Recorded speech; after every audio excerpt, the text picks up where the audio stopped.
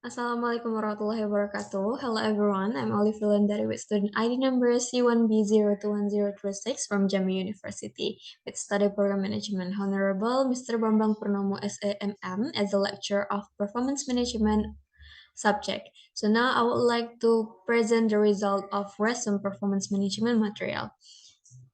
Now we continue to the first material. The first material is talk about performance planning.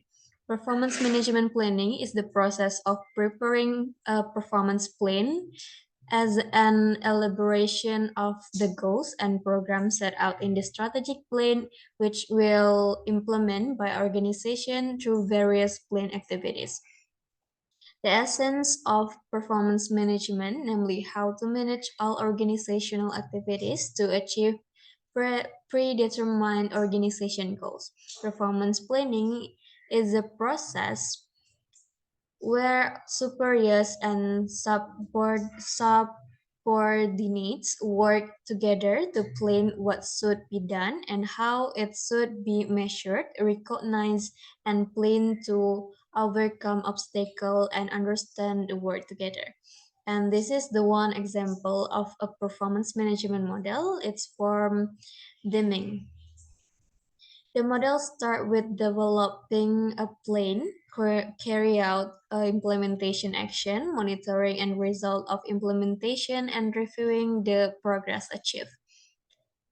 And now we're gonna talk about the five key area of performance management. First is planning business expense. Second is monitoring business and individual performance. Develop individual and in performance and assessing individual performance, and the last is reward good performance. Now we're gonna continue to the next material. It's about performance assessment. Performance appraisal is a process by which an organization evaluates the work of its employees, according Weather and Davis, 1996.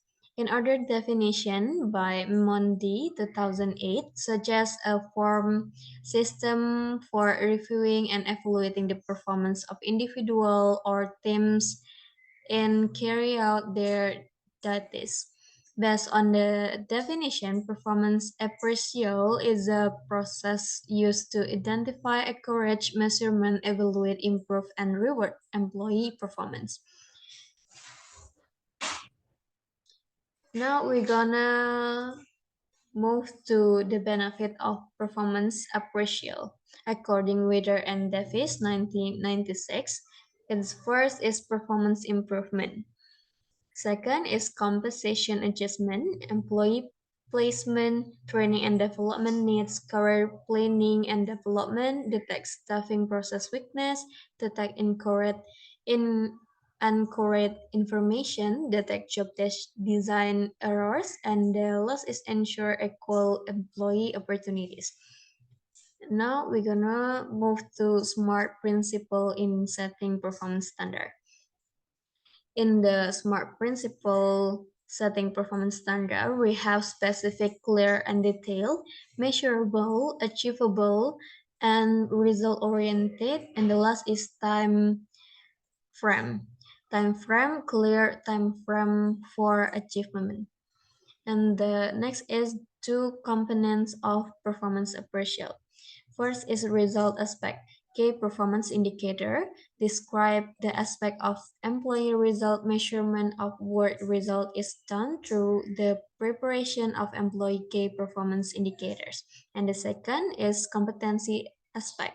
Describe the aspect of competency or skill that employee need have in order to be able to produce optimal performance result. The third material is talk about decision making. Decision making is a decision process of examining option, comparing them, and choosing a course of action in those option. In the decision making, we have a step decision-making process. The step is describe a problem, creating potential solution, collecting data, evaluating of various options, choose one option, take action on the option, and the last is evaluate the impact. And the Second is challenge for decision making. First is many criteria must be met by a decision, and the second is intangible that often determine decision alternative, risks and uncertainty about decision alternative, and long-term implication of the effect of certain alternative choice. And the last is input from multiple these disciplines increase the number of people who must be consulted before a decision is made. And the next is understanding employee work behavior.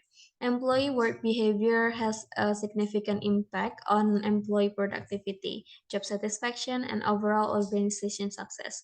The type of work behavior is first is task performance, the ability of employee to effectively complete their job tasks. Second is organizational citizenship behavior, the engagement of action that are expected to benefit the organization.